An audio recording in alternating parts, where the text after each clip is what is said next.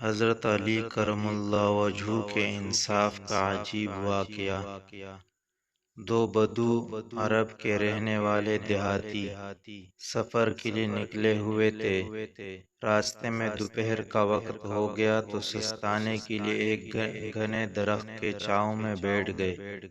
کھانے کا وقت بھی تھا اور بھوک بھی چمک رہی تھی۔ دونوں نے اپنے اپنے ساتھ لائے کھانے کھولے۔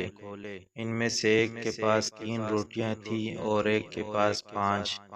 جب سب مل کر کھا رہے ہوں تو پھر یہ نہیں دیکھتے کہ کس کے پاس کیا ہے اور کتنا ہے۔ ابھی انہوں نے کھانا شروع نہیں کیا تھا، ایک اور مسافر ان کے ساتھ آ ملا۔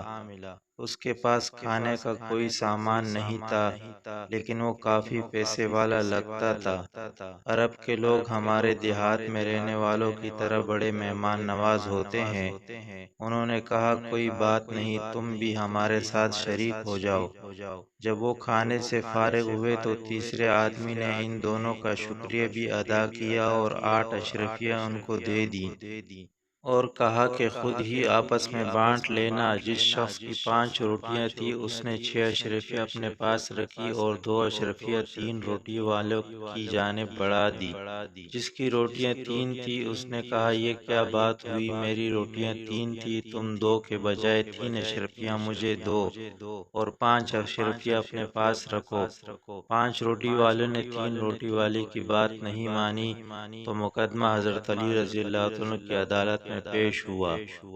آپ نے 3 روٹیوں والے کی پوری کہانی سن کر کہا کہ تم 2 اشرفیاں رکھ لو، یہی تمہارے حق میں بہتر ہے۔ اسے اس فیصلے پر بڑی حیرت ہوئی، کہنے لگا، یہ تو انصاف کی بات نہ ہوئی، آپ مجھے انصاف کر کے سمجھائیے۔ حضرت علی رضی اللہ عنہ نے کہا، تم دونوں اپنی اپنی ہر روٹی کے 3 حصے کرو۔ جس کی 3 روٹیاں ہیں اس کے حصے 9 اور جس کے 5 روٹیاں ہیں اس کے حصے بنے 15۔ کل حصے ہوئے 24۔ کل آدمی تھے 3، گویا اس حساب سے سب نے 8 حصے کھائے۔ اس لحاظ سے تم نے اپنی روٹیوں کے 9 حصوں میں سے 8 خود کھائے اور ایک حصہ مسافر کو، جبکہ جس کے 15 حصے تھے اس نے 8 حصے خود کھائے اور 7 حصے مسافر کو کھلائے۔ اس طرح 8 اشرفیوں میں سے 7 اشرفیوں کا حقدار 5 روٹی والا بنتا ہے اور تم صرف 1 اشرفی کے حقدار ہو۔ یہ فیصلہ سن کر 3 روٹیوں والا ناراض نہیں ہوا بلکہ خوشی خوشی اس فیصلے کو قبول کر لیا۔ اب بتاؤ کہ کیا کوئی بھی اس عدل پر کچھ کرنے کی گنجائش رکھتا تھا؟ جواب ظاہر ہے کہ نہیں میں آئے گا۔